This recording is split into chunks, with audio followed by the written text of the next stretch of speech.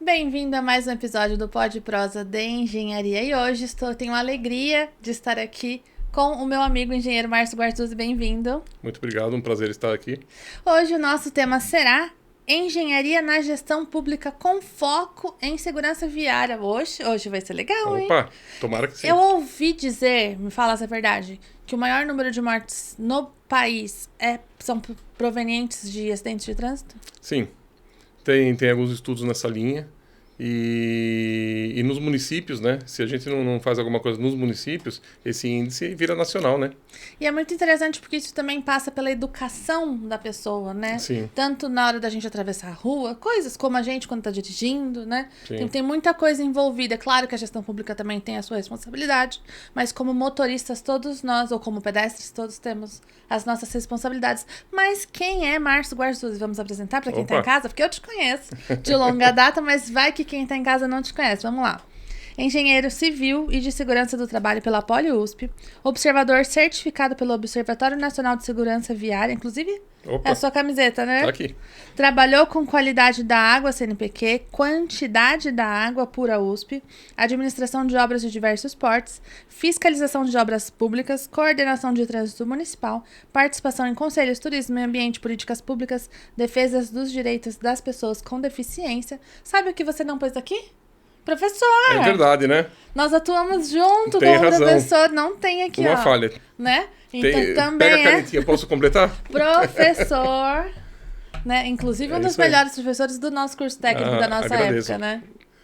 Tive uma boa professora, Imagina. Não fui professora dele, não, gente. mas me levou pra lá. Não, eu convidei ele para dar aula junto comigo no Colégio Atibaia, na época que a gente tinha curso técnico Sim. em edificações. Era o Colégio Técnico Atibaia, né?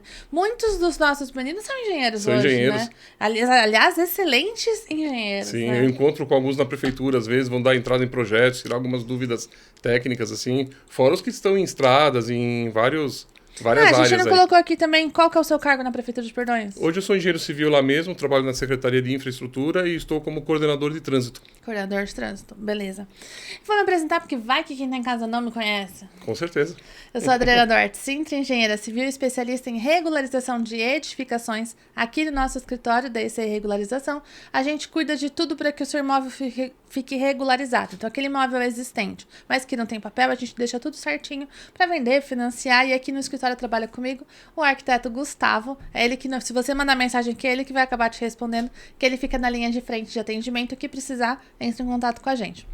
Vamos lá, Márcio. Conta um pouquinho pra mim por que você escolheu a engenharia, da onde vem esse interesse em trabalhar com a gestão pública na engenharia, como começou? Você começou a dar aulas porque a gente se conheceu e eu te convidei para dar aula comigo. Isso. E a gestão pública começou como? Então, a gestão pública é até engraçado. Eu fiz a USP, né? E da pré-escola eu estudei em escola pública. E foi Caetano de Campos, em São Paulo, que é estadual, a USP é estadual.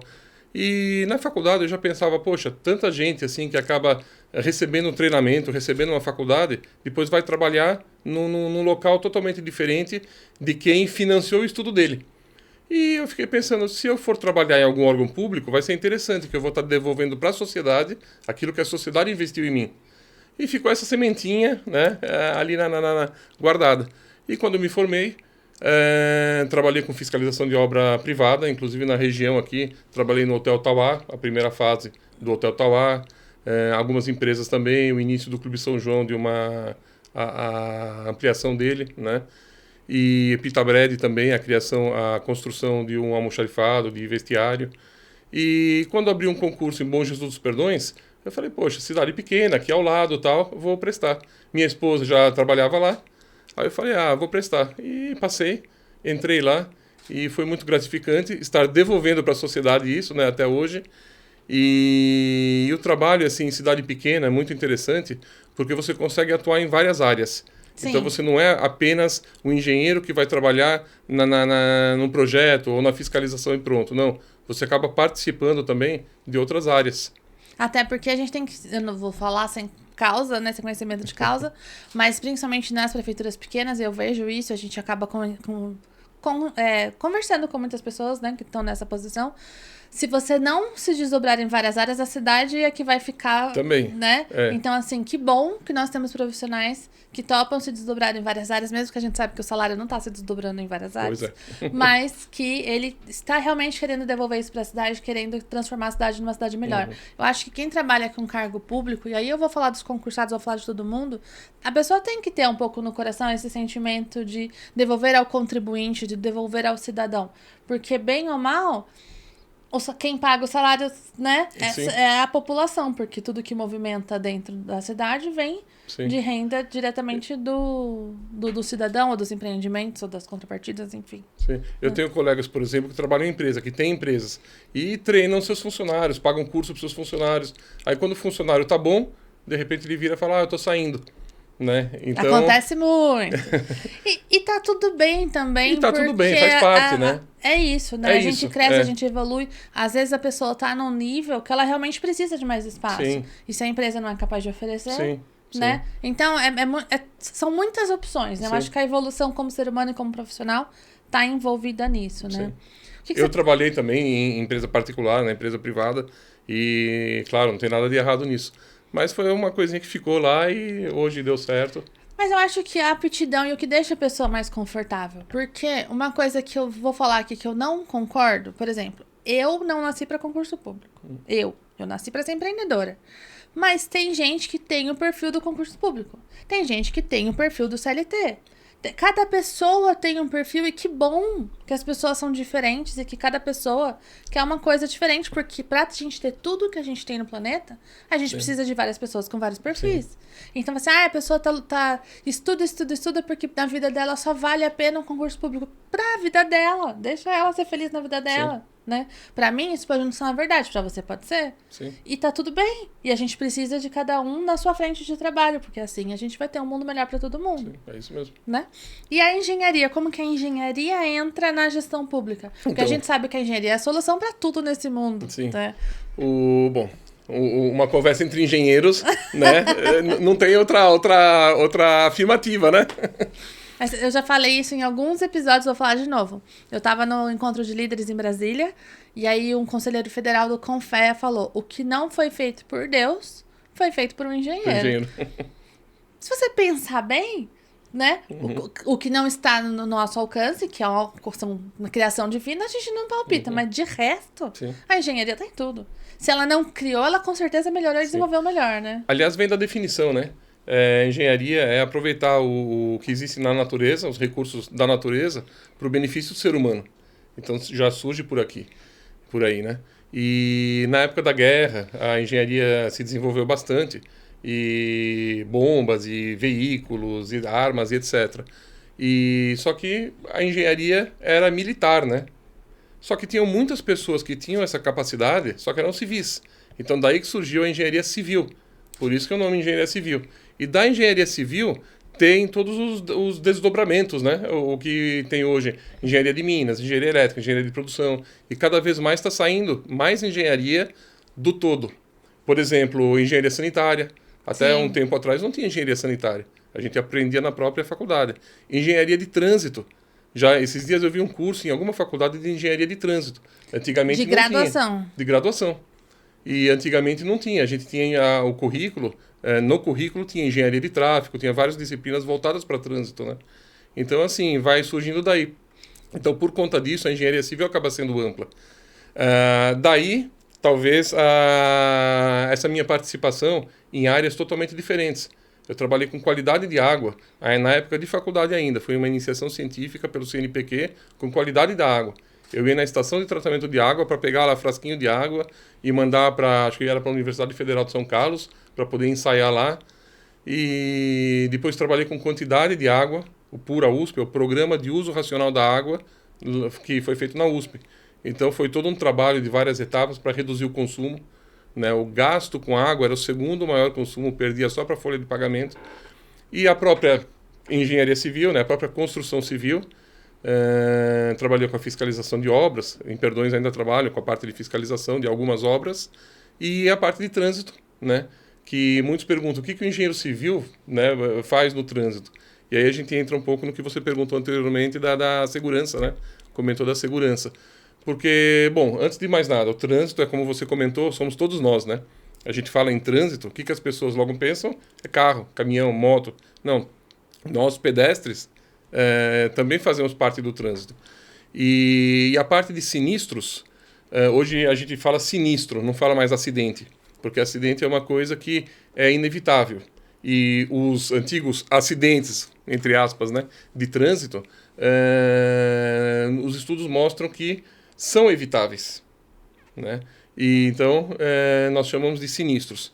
E os sinistros muitas vezes ocorrem por um erro humano, ocorrem por um problema na via, ou problema estrutural onde o engenheiro consegue atuar, né? E o engenheiro é muito importante nessa fase, porque desde a fase de projeto, ele já pode projetar uma via já pensando como mitigar o problema de sinistro, o risco de sinistro, ou adaptar uma via pronta. Então hoje, por exemplo, se a gente pega uma via larga, que a faixa é larga, isso incentiva o motorista a correr. Ele não tem a sensação de perigo. Na hora que você estreita a faixa, o motorista chega e fala, opa, eu tenho que reduzir a velocidade, né? Então o estreitamento de faixa, muitas vezes é criticado por alguns, é uma das ferramentas que nós temos no trânsito justamente para fazer o motorista reduzir a velocidade, entre outras. Então, quem que acaba mexendo com isso? O engenheiro, né? E é muito interessante porque é isso que a gente está falando, né? Todos nós somos o trânsito, né?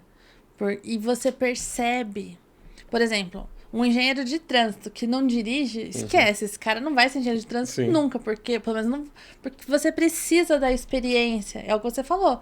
Numa via mais estreita a gente tende a tomar mais cuidado. Quem mora aqui, a gente é de Atibaia, quando a gente vai para São Paulo, tem uma parte ali embaixo do Rodoanel, ali onde tá conectando tudo.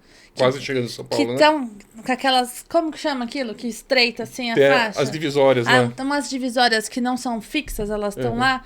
Fica tão estreita aquela faixa de Fernão Dias, que para você manter o limite de velocidade da via, você garra no volante, porque assim... sem contar os buracos. Mas eu tô querendo dizer assim, ali de fato está mais estreito e realmente a sensação do motorista na faixa mais estreita é diferente. Ainda que se você reduz a velocidade ou não, mas que a gente garra melhor no volante, a gente garra. E presta atenção, Presta né? mais atenção, né? E aí você vê, por exemplo, quando você tá estacionando um carro, você tá lá colocando o carro na baliza de ré, vem um pedestre e para no meio da sua vaga para atravessar a rua. Aquele cara não dirige. Porque se ele dirigisse, ele não entraria dentro de uma vaga enquanto tem alguém estacionando. E você tocou num assunto interessante, porque esse pedestre não teve a noção do perigo. Não, ele não tem noção, porque ele não dirige. E os perigos no trânsito ainda são assim deixados de lado. Por exemplo, um grande exemplo que a gente usa, né? A criança nasce, a família inteira coloca protetor na tomada, tira tudo da mesa para não cair e tal. Tem que ter esse cuidado com a criança. Aí chega no carro, coloca a criança atrás sem cinto de segurança. Poxa, tanto cuidado em casa que tem que ter, esse cuidado tem que continuar também na hora mas do dentro transporte. da cidade não acontece nada, gente. Então, essas não falas... Não dá pra garantir não dá. isso. Infelizmente, a gente não pode controlar o outro. E aí, tipo assim, você não anda rápido, mas pode ter um outro carro, e aí eu vou falar aqui uma coisa que, né, um exemplo. Uma pessoa que usou alguma substância e ela não tá naquele momento dentro da sua maior capacidade, não devia estar dirigindo, mas também não devia ter consumido a substância, né? Então a gente não tá podendo julgar muito aqui. Ela pode estar mais acelerada do que ela imagina, ela pode estar com tempo de resposta menor, e essa pessoa pode estar correndo muito e botando seu carro devagar. Sim, e outros riscos, né, Adriana? A gente tá subindo uma ladeira, um veículo estacionado perde o freio. Ele vai vir na velocidade tudo, né? que conseguir alcançar até o impacto. Eu nem fico atrás de caminhão em ladeira muito, muito íngreme, de medo de acontecer alguma coisa, porque, né, o carro velho, com todo respeito ao carro velho, meu marido adora carro velho, ele tem alguns. Carro velho não, carro antigo. Carro antigo. Aí ele tem um Jeep 54, aí ele me deu o Jeep de Dia das Mães. Maravilha. O Jeep não tem freio de mão. Aí ele quer que eu ande com o Jeep. Eu falei assim, se eu tô na Avenida São João, e aí o carro morre, porque você tem que... Já é diferente, né? Aí o carro morre. Aí não tem freio de mão pra puxar. Aí esse trem vai começar a descer pra trás. E o povo não tem noção, eles estão encostando no seu carro. Gente, tá vendo que o carro é idoso fica longe. Porque a chance do freio dele não ser bom, a chance... Se for né, dependendo de quem tá dirigindo, a pessoa às vezes não tem muita experiência. Tipo, eu diz com um carro velho, eu não tenho mesmo experiência. Então, tudo é uma questão de você antecipar. Motoqueiro. Eu ando de moto, eu piloto, eu tenho moto. Eu escuto o motoqueiro, eu falo assim, esse cara vai virar na minha frente, eu já diminuo. O motorista que não pilota moto, ele pode ter uma resposta ou uma interpretação do motoqueiro diferente. Diferente. Porque eu sei o que o motoqueiro vai fazer, porque é praticamente o que eu faria, entendeu? Então a gente consegue antecipar tudo isso, a moto traz uma facilidade muito grande, né? Muito grande, tanto de locomoção como de se acidentar, né? Sim, então o motociclista acaba vindo pela direita, por exemplo, e ele até esqueceu que ele está à direita, que é perigoso, né? E muitas vezes esse motociclista ele nem dirige carro. Tem essa também. Então, ele não tem essa noção do perigo, que o carro pode virar à direita repentinamente. Ah, mas o correto é colocar a seta, né? Mas assim, a gente não pode esperar realmente que o outro faça tudo certinho. O ser humano, outra premissa da segurança viária, o ser humano erra. Né? Então, o ser Mesmo humano se não erra, for por maldade, né? Então, a gente tem que estar conduzindo o nosso veículo pensando nisso. Então, pera um pouquinho, eu estou atrás desse Jeep, que ano que é? 54. 54. Eu estou muito perto dele. E se ele tiver algum problema? E se na subida o freio dele não segurar? Então, automaticamente, eu distancio um pouquinho para ter essa distância de segurança, né? Vou passar esse Jeep pela direita. Ele não colocou a seta, então ele não quer virar. Não, e se ele esqueceu? E se a seta não está funcionando? Ah, se for antigo, então... Não, e se o carro for chique? Aí já pensou? Uma lanterna de um carro chique, a gente compra uma moto hoje em dia. Fica longe do carro chique também. Eu vi nem carro antigo, nem carro chique. Eu estava lendo uma reportagem ontem exatamente sobre isso. As seguradoras comentando sobre... Mas não foi no Brasil. No Brasil vai acontecer logo, logo, porque os faróis são caros. Uma seguradora... eu não lembro de onde que era a reportagem, né, a entrevista. E o rapaz da seguradora falou que tem faróis de mais de 20 mil reais. Tem. Então imagina, a moto bater ali naquele farolzinho de 20 mil reais. Minha PCX custava 15, o farol custava 1.500. Então, não tem da PCX. Da PCX, não tem cabimento no negócio desse. Tanto que a hora que eu fui fazer o seguro, eu falei, não, inclui farol, inclui tudo, porque é tudo muito caro. E isso é outra coisa também que eu vou falar aqui, que não tem nada a ver, mas eu vou falar. Se você, cidadão brasileiro, comprou um carro de 500 mil reais, o problema é todo seu. Ele coloca esse carro na rua junto com o seu Zé Pedreiro, que tem uma Brasília. Aí acontece um acidente, nunca que o seu Zé vai conseguir pagar um carro de 500 mil reais.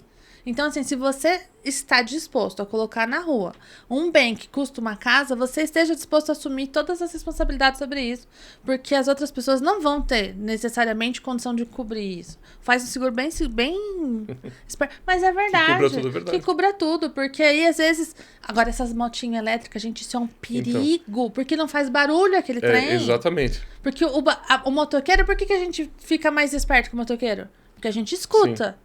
E esses trenzinhos elétricos? E os trenzinhos elétricos, né? Esses patinetes, moto elétrica e também motos maiores elétricas, que tem também. A moto maior elétrica é o problema da moto a combustão, né? Só que sem barulho. Então ele chega à direita, aparece do nada, e se o motorista do carro não está atento, pode ocorrer um sinistro. E o problema da moto elétrica agora vem com as restrições até 1000 watts, se não me engano, e até 34 km por hora, não me lembro os números, ainda não precisa de CNH. Então tem as pessoas que nem passaram por curso algum, nunca tiveram noção de direção e pegam essa motinha, esse ciclomotor elétrico e saem andando na rua junto com os carros. Isso é um perigo muito grande. Muito grande. Fica até o apelo aqui, né? Para quem está no trânsito, independente, carro, moto, dirija por você e pelos outros, né? Não se distraia. Hoje, um dos maiores problemas que nós temos, em primeiro lugar, se não me engano, é a motorista embriagado, e segundo, é distração. E na distração, principalmente, celular. Então, assim, quem está dirigindo, toma cuidado. O ato de dirigir parece fácil, mas é um ato complexo, porque ao mesmo tempo que a pessoa tem que conduzir um equipamento, né, com várias funções, e câmbio, freio, seta... que a gente para de pensar, a gente acha que vai no automático. Vai no automático. Tem a responsabilidade. A responsabilidade. E entrou numa via, é saber que eu vou conduzir naquela via, se tiver alguém querendo atravessar, mesmo não sendo a minha preferencial. poxa, não tem ninguém atrás de mim, estou numa velocidade baixa, eu posso reduzir e deixar a pessoa passar. Ai, deixa eu falar. Né? Eu morro de dó disso. Às vezes eu quero parar, mas eu olho no retrovisor e o carro de trás parece que tá tão rápido, daí eu não paro. Então, é o sistema. Às vezes na faixa eu não paro. Porque, tipo assim, se eu frear, o cara de trás vai bater. Porque ele tá tão próximo e tão na velocidade, né? Sim. Quando eu vejo que não tem ninguém atrás, eu sempre paro. Mas às vezes eu não paro por medo do carro de trás. E o de trás vem rápido, sem a vontade de parar. Muitas vezes às ele vezes até distraído. viu. Muitas vezes distraído. Então, assim, realmente tem esse risco dessa colisão, né? Então, assim, o apelo que onde dá para ir a gente faz, né? Onde a gente tiver, a gente tenta conversar com as pessoas, é isso. É dirigir com cuidado. Um piloto de avião, antes de decolar, ele pode ter acabado de voar, pousou o avião, ficou um tempo parado em solo, vai voltar a decolar, ele fica um tempo lá fazendo a checagem obrigatória. Checa motor, checa comandos, checa tudo. E no veículo a gente dá a partida e sai andando. Não, tem que checar tudo também, né? Até mesmo a parte de veículo, mas quando eu estou na rua, eu tenho que checar onde eu estou indo. Então, eu estou na rua, olhando onde tem cruzamento, onde não tem, aquela pessoa... Vou chegar numa faixa de pedestre, já olhar se tem algum pedestre querendo atravessar. Tentar olhar sempre à frente do meu carro. Essa é uma dica interessante, porque eu estou dirigindo. E o que tem à frente do carro, à frente do carro que está na minha frente? Né? Eu estou dirigindo, o que tem na frente dele? Por quê? Se um pedestre for atravessar, ele vai brecar. Se alguém entrar na frente dele, ele vai brecar. Então, assim, são os costumes, né, que o motorista ao longo do tempo vai adquirindo. Meu marido ensinou pra mim o seguinte: se aparecer uma bola, freia. Porque atrás da bola vai aparecer a criança. No início você comentou sobre o número de mortos no trânsito, né? Principalmente crianças. Jura? De 0 a 14 anos é uma fase onde eles não têm noção. 0 ainda é a faixa que se usa, né? Se utiliza. Mas de 3 anos, 4 anos, assim, não tem a noção do perigo ainda. Então, saiu a bola, eles saem atrás. Saiu pipa, caiu pipa, vão atrás. Um amigo do outro lado, o pai foi buscar na escola, eles vão atravessar a rua, né? E tem o problema também da estatura. Normalmente eles são da altura do carro. Se for uma picape, então a criança sai de trás da picape, nem enxerga. Uma das técnicas que existem é não colocar a faixa de pedestre, por exemplo, bem na saída de uma escola. Por quê? A criança está saindo, viu o pai do outro lado da rua, esquece o perigo, esquece tudo. Aliás, ele nem pensou no perigo, né? Já saiu e já atravessou a rua direto. Quando a gente desloca a faixa de pedestres, olha a engenharia aí, né? O aluno saiu, a criança saiu, parou, aí tem que ter todo o trabalho também de orientar ele vá para a faixa, né? Saiu, nessa que ele sai do portão, virou à direita, por exemplo, e vai atravessar na faixa, o próprio cérebro dele já verificou a situação em volta dele. Se vier um motorista, já enxergou ele, não é a criança que saiu correndo. Então olha como reduz muito a chance de um atropelamento, simplesmente fazendo uma ação de engenharia. E aí entra a parte da gestão, né? As placas de pare de preferência, as faixas elevadas de preferência, né? Então, outra coisa que acontece muito pra gente até que dirige, assim como pedestre, o cara para o carro dele tão na esquina que você não consegue enxergar a faixa, você não consegue enxergar se tá vindo alguém. Aí você tem que ir indo com o seu carro em cima da faixa, assim, pra conseguir olhar, pra conseguir continuar, né? Essa é uma situação, até pra, de repente, a gente desperta o interesse aí de alguém, né? Pra vir pra parte de trânsito. E tem umas ferramentas de traffic calming, que é justamente acalmamento do trânsito. E uma delas é a gente prolongar a calçada nas esquinas. E nessa que a gente prolonga a calçada nas esquinas, o que acontece? O carro não consegue chegar tão próximo da esquina. Porque embora tenha o limite, né, a pessoa não pode chegar próximo da esquina, tem que afastar 5 metros para estacionar, mas nos municípios não tem lá uma marca na calçada a partir de onde pode estacionar. Exatamente. Nem todos têm. Nenhum tem. Nos pequenos, acho que nem nos grandes. Muitas vezes coloca a marca, aí vai olhar lá, a pessoa deixou à frente, é só um pouquinho. Esse pouquinho a pessoa pensa que não faz problema, né? Não traz problema nenhum, mas traz para quem está atravessando. Perde a visibilidade. Então, se prolongar a calçada, então pode ser calçada mesmo, pode ser um gramado, prolongar essa calçada e no tamanho de uma vaga ou até um pouco mais, aí cada caso é um caso, dependendo do imóvel que tiver na esquina, é o suficiente para o carro não conseguir parar próximo da esquina. Aí o outro que está na transversal consegue olhar e avançar. Porque Olha a engenharia de novo. Isso implica na segurança de todo mundo, né? E é muito interessante. A gente tá falando de engenharia, a gente falou das diversas engenharias que tem. A gente tá aqui te convidando. Eu gosto do Pod Prosa porque ele traz informação para todo mundo que tá em casa. Então, tanto para os proprietários, quanto para quem quer saber um pouco mais de engenharia, como para os alunos, os estudantes recém-formados. Então, poxa, esse é mais um saia do óbvio, né? Porque o trânsito é uma possibilidade de você trabalhar na engenharia de um jeito diferente. Sim, e importante, né? Importante. E aí você falou, né, da nossa responsabilidade na educação do trânsito, tanto, no nosso caso, para as nossas crianças, né? Eu tenho uma tia, ela estava ensinando meu primo a atravessar a rua, e a rua deles é um aclive, né? Daí ela botou ele na calçada, ela falou assim, tá, agora você vai olhar para cima e para baixo antes de atravessar. E meu primo... Ela, não, para um lado e pro outro. Ele, então... Agora sim. Porque, né? Sim. Ela falou para lado de cima da rua, lado de baixo da rua. Ele entendeu bastante, porque as crianças são literais. Então, olha que interessante. Né? A gente pensa muitas vezes que a criança também vai atrás do óbvio. Pra gente, é óbvio, né? Tá na rua, olha pra cima e pra baixo, é uma ladeira, vou olhar pra cima, vou olhar pra baixo. Você fala que ele não tá errado? Ele não tá errado. Não tá errado, né? Então, isso também é aquela parte da gente dirigir, né? O motorista estar conduzindo um veículo e pensando nos outros, o que os outros podem estar pensando e qual pode ser a atitude dos outros. Tem uma criança ali próximo da faixa de pedestre. Outra questão também para se levar em conta na segurança viária. O motorista está andando, tem uma criança na faixa de pedestre, aí a criança aprende na escola, atravesse na faixa de pedestre, que você terá prioridade e o carro vai parar. Só que chega lá, o motorista está distraído e não para. Às vezes a gente nem vê a criança. E às vezes nem vê a criança. A criança acha que está sendo vista. Justamente por conta da estatura. Tem uma caminhonete, um caminhão estacionado, ele está vendo ali de olhinho, de ponta de olho, né? O carro vindo. Mas o carro não viu ele, tá distraído. Aí a criança tá no celular. Já pensou atropelar uma criança? Meu Deus do céu. Porque você tá no celular, na faixa de pedestre. Gente, acho que a pessoa nunca mais dorme na vida. Deve ser complicado. Acho que é o psicólogo fica... psicológico fica Termina abalado. A história da criança. Não, então, aí ela vai atravessar acreditando que está segura. É a falsa segurança. Então, quando a gente está dirigindo, até isso, tem uma área que tem crianças, reduz. Né? Não, a via é minha, eu tenho a preferencial, vou continuar andando do jeito que eu estou. Não, eu sou responsável também pelos que estão ao meu redor. Então eu reduzo, dirijo com atenção. Mais vale ser feliz que ter razão.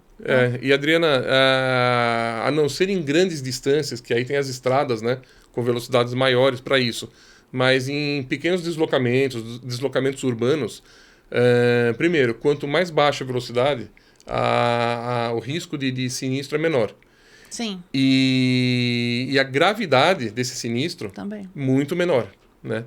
E segundo, se a gente faz um exercício rápido, né? Aliás, um exercício prático. Amanhã eu vou para o meu serviço dirigindo um pouco mais devagar do que eu costumo dirigir. Chega lá, eu vou olhar, eu demorei 2 minutos a mais, 3 minutos a mais. Vale a pena o risco que a gente corre para ganhar 2, 3 minutos, né? Então, esse assunto é um assunto que todo motorista tem que parar, refletir um pouquinho.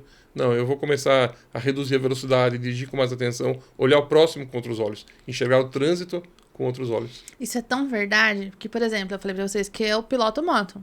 Quando o Pietro tá na garupa, eu piloto diferente do que quando eu tô sozinha.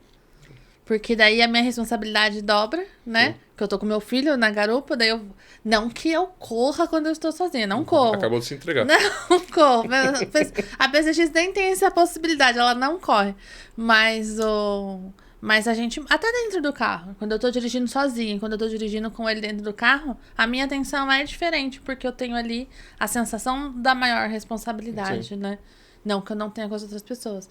Mas eu acho que é isso. A gente chegou aqui nos nossos 30 minutos. Você gostaria de colocar mais alguma coisa antes da gente encerrar? Agradecer o convite e parabenizar pelo trabalho que vocês fazem, que acho que é bem interessante.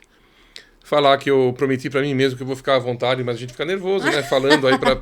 Mas nem foi ruim, vai. Você ficou à vontade, não ficou? Não, tá, foi ótimo. Espero que... A gente se conhece há muitos anos, poxa vida. Você sim, mas é aqueles todos que estão ali olhando, ó.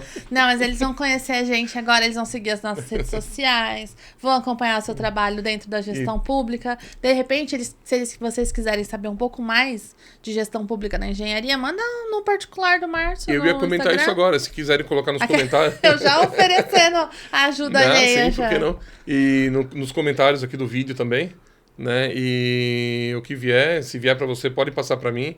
O que a gente souber responder, a gente vai responder. Vamos atrair aí os profissionais, né? Para essa área maravilhosa, essa área gostosa, tanto a engenharia como a engenharia civil e a parte de trânsito, né? E voltando um pouco para a engenharia, falando em poder público, né? Às vezes as pessoas acham que o poder público trabalha da mesma forma que uma empresa privada. E uma principal diferença é que no poder público tudo tem que ser feito conforme a lei. Então, na indústria privada... Na associação é a mesma coisa. Mesma coisa, né? Na indústria privada a gente pode fazer tudo desde que não contrarie a lei. Na pública, não. Tenho lei para fazer determinada situação? Não tenho. Então eu não posso fazer. Então, muitas vezes, falando agora em solicitações, né, da população, muitas vezes chega, tem que fazer tal situação, por que a prefeitura não faz isso, não faz aquilo? Muitas vezes esbarra na lei, né?